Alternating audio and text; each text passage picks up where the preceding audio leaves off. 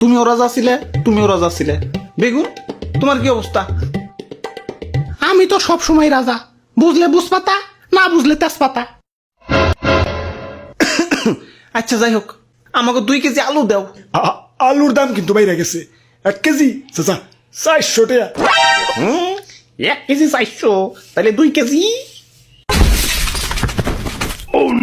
ওরে বাপুরে, আলু নেওয়া যাইব না, আলুর পরিবর্তে অন্য কিছু নেও। আলুর পরিবর্তে কি নেওয়া যায়? দাদু, আজকে একজনরে বহুত মিস করবার লাগছি। মাংসের পরিবর্তে এখন কাঁঠাল, মিষ্টি কুমড়া দিয়েও বেগুনি বানানো যায়। পেঁয়াজ ছাড়াও কিন্তু রান্না হয়।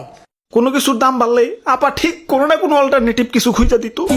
তোমরা আপারে তো থাকতে দিলা না। এখন খাও, বাদ দইয়া দামি জিনিসে খাও, স্বার্থপর বাঙালি। ইয়া তাইলে আর কি, দেও আমাকে 150 গ্রাম আলু দেও। হ দাও, বড় বড়টা পয়সা দিও। আরে তোমার দাঁতে কি হইছে? দাঁত খোঁচাইতাছো কে? আর কইও না, সকালে আলু দিয়ে মাংস রানছে তো, তাই দাঁতে মাংস এখনো বাইজা রয়েছে।